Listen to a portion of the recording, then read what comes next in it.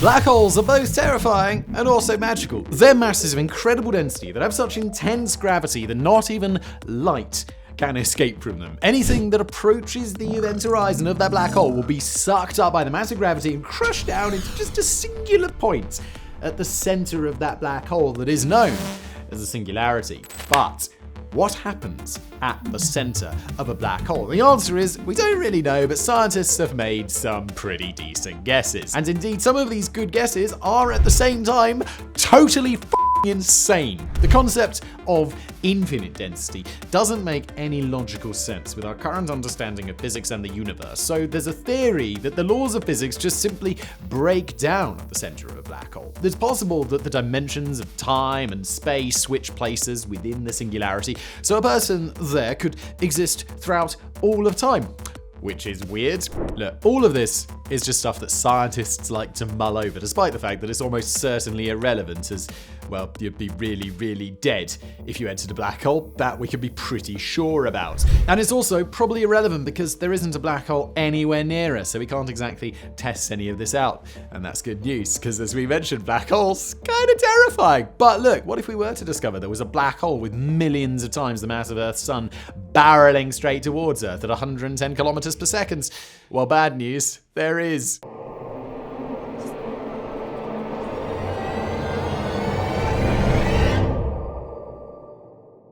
How likely is any of this? Don't worry. Well, what we just said is true. The black hole that we mentioned won't arrive at Earth for a few billion years, so you'll be long dead.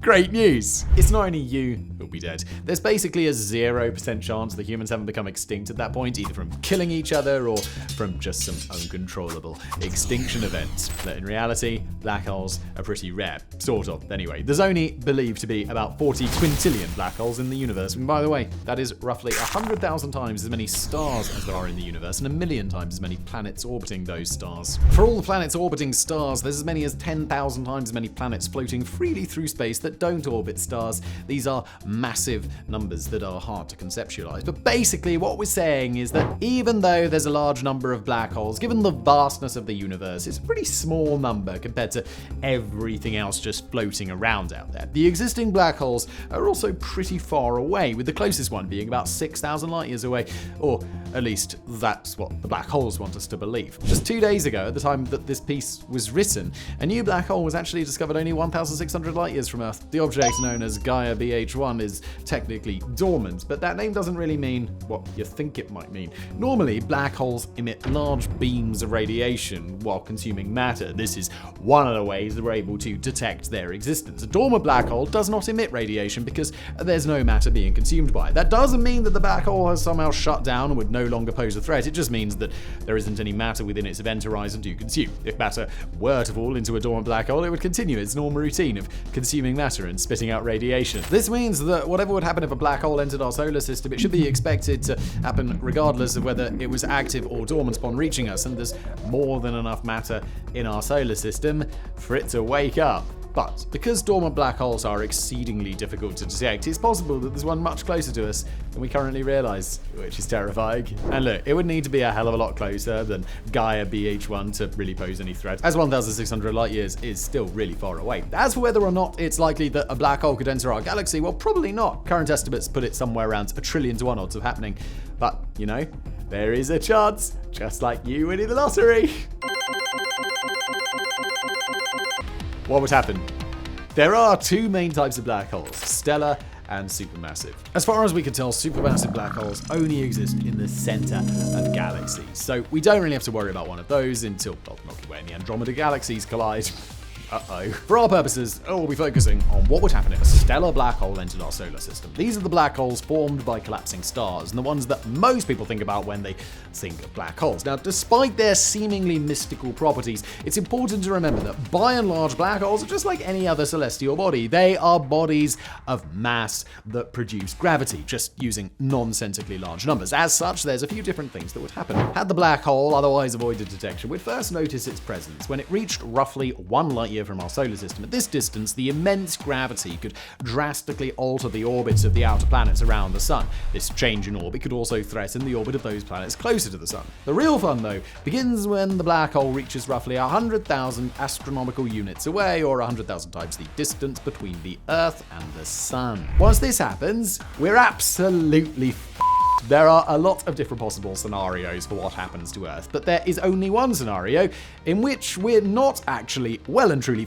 and it involves us turning into Morlocks. Anyway, at 100,000 AUs, the black hole would enter the Oort. This is a spherical layer of frozen junk that encircles our solar system. Visually, we wouldn't see much happening yet, but we also may be too dead to see anything at all. Naturally, as the black hole passes through the Oort cloud, it's going to start sucking up all sorts of frozen space rocks, but it's not going to suck up all of them. Instead, the gravity of the black hole would inevitably fling much of the Oort cloud around in various directions, possibly right at Earth. We already know that a single large meteor can cause a global extinction event, and the black hole would be flinging lots of them around everywhere. There are estimated to be as many as 1 trillion objects that are 1 kilometer or larger in the Oort cloud, so the black hole could send millions of them in every direction. And look, even if we aren't struck by projectiles from the Oort cloud, as we mentioned before, a black hole is kind of like any other celestial body. Since it's one with considerable mass, there's a fair chance that it already had a considerable amount of crap orbiting it.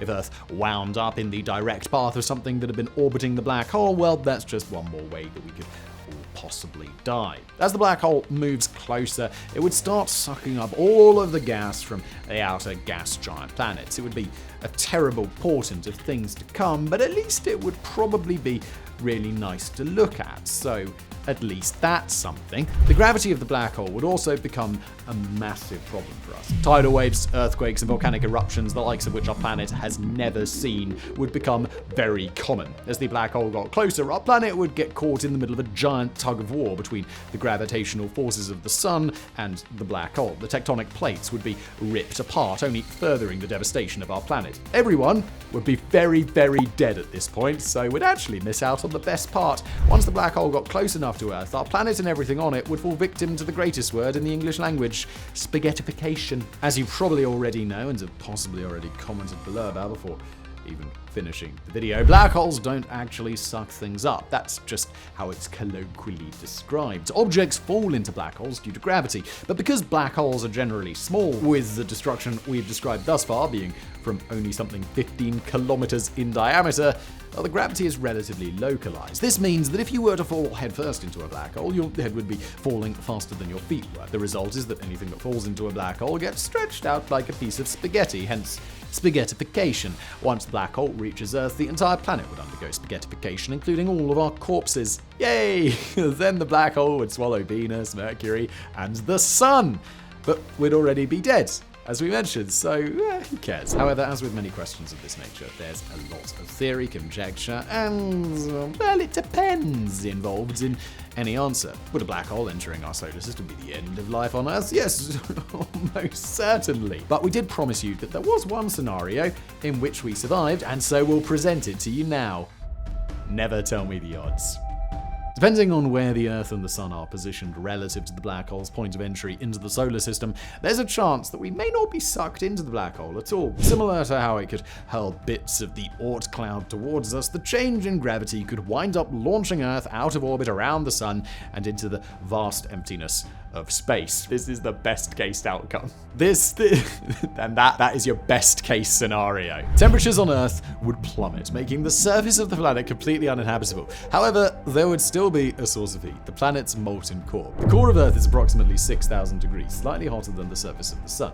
If we could dig deep enough into our planet and hollow out the areas to use as little shanty towns, it's possible that the heat from the planet's core could keep us alive. Now, that's a pretty big if, as we have no way to dig anywhere near remotely deep enough currently, but the good news is we probably have eons to accomplish this. The planet's atmosphere would completely freeze, which would also mean we could harvest frozen oxygen from the planet's desolate surface. Even if the cooling of the Earth's core was sped up by no longer having the sun providing us with additional heat, we should conservatively still have a few 100 million years where it would be providing heat. This obviously isn't an ideal case for humanity, and there's no way we'd be able to dig enough space for 7 billion people to live. But as long as as we could save the wealthiest citizens of Earth from total extinction, well, that's a huge win, isn't it? That's who we want to save. The billionaires. A wrap up. It's believed to be extremely unlikely that a black hole could ever enter our solar system. But since we not only discovered a new black hole a couple of days ago, but discovered that it's the one closest to Earth, we can't necessarily rule it out entirely. If it were to happen, we would be absolutely doomed. The best case scenario of burrowing deep into the Earth would be a massive undertaking that we currently lack the technology for, but it's unlikely such a contingency plan would ever be put into place before the threat of a black hole was imminent. By the time we saw the threat, it would be way, way too late to begin such a project. So, is there anything we could do to stop it? The DART project showed that we could possibly save ourselves from an oncoming asteroid by ramming a space shuttle into it. Surely there's a way that we could save the planet from a black hole, right? Well, the answer is no. Of course, there's a black hole in it. The only possible course of action would be to try and use gravitational waves to redirect its course, but these waves spent about 120 years being purely theoretical. There was some indirect evidence that they may have existed, similar to dark matter, but the first direct observation of gravitational waves didn't occur until 2015. Look, at least we know they really exist now, but that is a far, far cry from being able to create or harness them in any way that would actually be useful. Fortunately, as we said earlier, there's only about 1 trillion in 1 chance that a black hole would ever enter our solar system anyway. There are plenty of things right here on Earth that are waiting to kill you, so there's no need to worry about a black hole 1,600 light years away. At least not for a really long time. You'll be long dead. Chill. It's cool. See you next time.